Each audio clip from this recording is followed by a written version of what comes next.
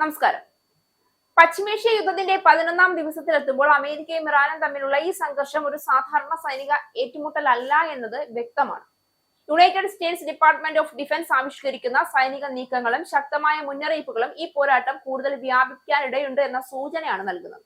Iran കഴിഞ്ഞ 24 മണിക്കൂറിനിടെ കുറച്ച് മിസൈലുകൾ മാത്രമാണ് പ്രയോഗിച്ചതെന്ന വിവരം പുറത്തു വന്നിട്ടുണ്ടെങ്കിലും അതുകൊണ്ട് യുദ്ധം ശമിപ്പിക്കുമെന്ന് ഉറപ്പില്ല. പലപ്പോഴും യുദ്ധങ്ങളിൽ താൽക്കാലിക നിശബ്ദതകൾ വലിയ ആക്രമണങ്ങൾക്ക് മുൻപുള്ള ഇടവേളകളാവാറുണ്ട്. പശ്ചിമേഷ്യൻ സംഘർഷം 2ാം വാരത്തിലേക്ക് കടക്കുമ്പോൾ ആഗോള എണ്ണ വിതരണത്തിന്റെ സ്ഥിരാകേന്ദ്രമായ ഹോർമൂസ് കടലിടുക്കിനെ ചൊല്ലി അമേരിക്കയും ഇറാനും തമ്മിലുള്ള വാക്പോര് മുറുകുന്നു. യുഎസിനും ഇസ്രയേലിനും എതിരായ നീക്കങ്ങൾ തുടരുകയോ എണ്ണക്കപ്പലുകളെ ആക്രമിക്കുകയോ ചെയ്താൽ ഹോർമൂസ് കടലിടുക്ക് അമേരിക്ക പിടിച്ചെടുക്കുമെന്ന് പ്രസിഡന്റ് ഡൊണാൾഡ് ട്രംപ് മുന്നറിയിപ്പ് നൽകിയിരുന്നു. അമേരിക്കൻ അല്ലെങ്കിൽ ഇസ്രയേൽ ആസ്തികൾ ഇറാൻ ലക്ഷ്യമിടുകയോ എണ്ണക്കപ്പലുകളെ തടയുകയോ ചെയ്താൽ ഹോർമൂസ് കടലിടുക്കിന്റെ നിയന്ത്രണം ഏറ്റെടുക്കുന്നതിനെ കുറിച്ച് ആലോചിക്കുകയാണെന്ന് CBS ന്യൂസിന് നൽകിയ അഭിമുഖത്തിലാണ് ട്രംപ് പറഞ്ഞത്.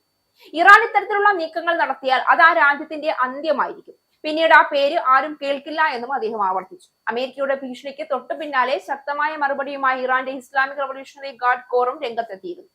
അമേരിക്കയുടെയോ സയനിസ്റ്റ് ഭരണകൂടത്തിന്റെയോ ആക്രമണം തുടരുകയാണെങ്കിൽ മേഖലയിൽ നിന്ന് 1 ലിറ്റർ എണ്ണ പോലും കയറ്റുമതി ചെയ്യാൻ അനുവദിക്കില്ല എന്നാണ് ഇറാന്റെ നിലപാട്. ലോകത്തിലെ ആകെ എണ്ണ വിതരണത്തിന്റെ 20% കടന്നു പോകുന്നത് ഇറാനും ഒമാനും ഇടയിലുള്ള ഈ ഇടുങ്ങിയ കടലിടുക്കിലൂടെയാണ്. സംഘർഷം രൂക്ഷമായതോടെ നിലവിൽ ഈ വഴിയുള്ള ചരക്കു കപ്പൽ ഗതാഗതം ഏതാണ്ട് നിലച്ചുമട്ടാണ്. വിതരണം തടസ്സപ്പെടുമെന്ന ഭീതിയെ തുടർന്ന് തിങ്കളാഴ്ച ആഗോള വിപണിയിൽ എണ്ണവില ബാരലിന് $120 ഇത് കഴിഞ്ഞ 4 വർഷത്തെ ഏറ്റവും ഉയർന്ന നിരക്കാണ്. ഹോർമൂസ് കടലിടുക്ക് പിടിച്ചെടുക്കാനുള്ള അമേരിക്കൻ നീക്കവും അതിനെ പ്രതിരോധിക്കാനുള്ള ഇറാന്റെ ശ്രമങ്ങളും പശ്ചിമേഷ്യയെ കൂടുതൽ സങ്കീർണമായ യുദ്ധമുഖത്തേക്ക് എത്തിച്ചിരിക്കുകയാണ്. വരും ദിവസങ്ങളിൽ സംഘർഷം ലഘൂകരിക്കപ്പെട്ടില്ല എങ്കിൽ ആഗോള എണ്ണ വിപണി കൂടുതൽ പ്രതിസന്ധി നേരിടേണ്ടി വരുമെന്ന് സാമ്പത്തിക വിദഗ്ധർ ആശങ്കപ്പെടുന്നുണ്ട്. ഈ സാഹചര്യത്തിൽ മധ്യപൂർവേഷ്യയിലെ ജനങ്ങളുടെ സുരക്ഷയും പ്രദേശത്തിന്റെ സ്ഥിരതയും വലിയ ചോദ്യചിഹ്നമായി മാറുകയാണ്. യുദ്ധം നീണ്ടു നിൽക്കുകയാണെങ്കിൽ അതിന്റെ പ്രതിഫലനം പ്രദേശ പരിധി കടന്ന് ആഗോളതലത്തിൽ അനുഭവപ്പെടും. എണ്ണവില ഉയരുക, വ്യാപാര മാർഗങ്ങളെ ബാധിക്കുക, ലോക രാഷ്ട്രീയത്തിൽ പുതിയ സഖ്യങ്ങൾ രൂപപ്പെടുക എന്നിവയെല്ലാം ഈ സംഘർഷത്തിന്റെ ദീർഘകാല പ്രത്യാഘാതങ്ങളാകും എന്ന വിലയിരുത്തലിൽ നിന്ന് ഏറ്റവും എളുപ്പത്തിൽ സംഭവിക്കാൻ ഇടയുള്ള കാര്യങ്ങളായി മാറിക്കഴിഞ്ഞു. അതിനൊപ്പം തന്നെ നയതന്ത്രപരമായ ഇടപെടലുകളുടെ ആവശ്യകതയും ഇപ്പോൾ കൂടുതൽ ശക്തമായി ഉയരുന്നു.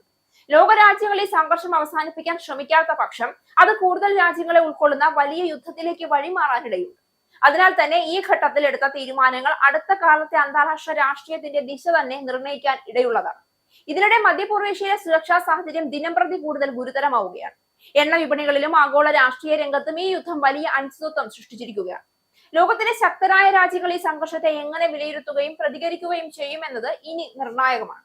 യുഎസിന്റെ കടുത്ത മുന്നറിയിപ്പുകളും ഇറാന്റെ പ്രതികരണങ്ങളും തമ്മിലുള്ള ഈ കടുത്ത സംഘർഷം ഒരു പ്രാദേശിക യുദ്ധത്തിൽ നിന്ന് വലിയ അന്താരാഷ്ട്ര പ്രതിസന്ധിയിലേക്ക് മാറുമോ എന്ന ചോദ്യമാണ് ലോകത്തെ ആശങ്കയിലാഴ്ത്തുന്നത്.